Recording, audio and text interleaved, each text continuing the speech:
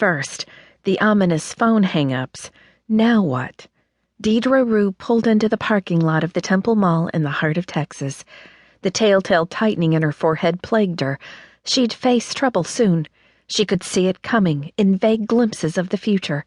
Not where, when, or how exactly, but a vision of the person's face and what would happen in brief snapshots. Frustrated, she couldn't distinguish any more than that. She ground her teeth. A threatening, greasy-haired blonde male, 6 foot in height, underfed with yellowing eyes, perhaps a drug user, filled her vision. She drew in a deep breath to relax and parked her car. Dressed like any other 25-year-old, in denim shorts and a spandex shirt, trying to keep cool in the 100-degree temps, she looked like part of the crowd as she entered her favorite department store.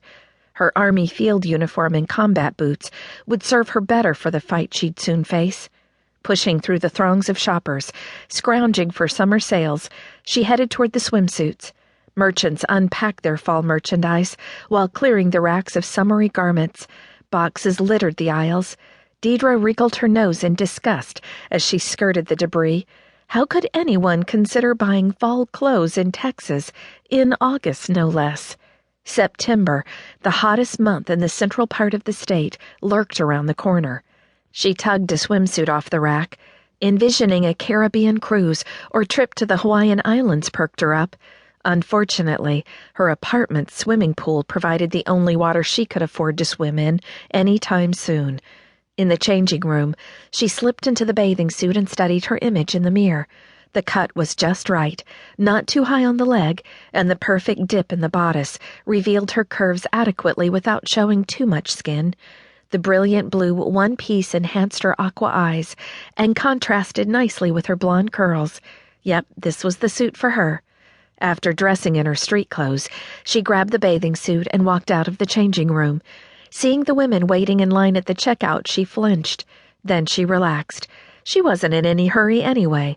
Maybe she'd take a dip in the pool a little later this afternoon, after the sun's rays had lost some of their intensity. One of the ladies paid for her purchases and left. Now 9 others waited ahead of Deidre. Once again, the man's yellowed eyes filled her brain. She'd learned years ago not to fight the images. They wouldn't go away. Attempts to combat them gave her a vicious headache. By the time she reached the clerk, the line behind Deidre wound around a rack of clothes. An exuberant youngster ran into her, making her nearly drop her swimsuit.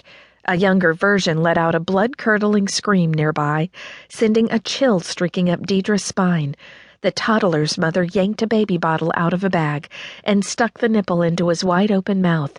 He reminded Deidre of a baby bird squawking to be fed. Right this minute or he'd die for certain. The register clicked and whirred as the clerk rang up Deidre's merchandise. The machine didn't work fast enough before the customer behind her rolled a stroller into Deidre's heel. Her temperature elevated as her skin throbbed where the offending weapon struck her. People wielding strollers could be a deadly menace. Thankfully, she squashed the swear word that came to mind before she spoke it out loud. Some people shouldn't be allowed to handle strollers. She handed the correct change to the clerk, anxious to leave the noise-filled store. Too many people overwhelmed her acute senses. Like now, her head throbbed with overload. When she walked to the exit of the store with her package in hand, the electric power suddenly failed, plunging the store into darkness. Too many air conditioners in use all over the city. Small cries of surprise echoed across the store, then nervous laughter. A tug at her shoulder bag caused Deidre to whip around. The odor hit her before she could see what was happening. Weed.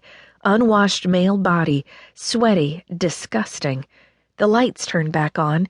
It took a moment for her eyes to adjust from the pitch black to fluorescent lights, and the man before her, the man with the yellowed eyes. Greasy blonde locks fell over his eyes. His t-shirt was filthy and torn in places, his jeans the same way.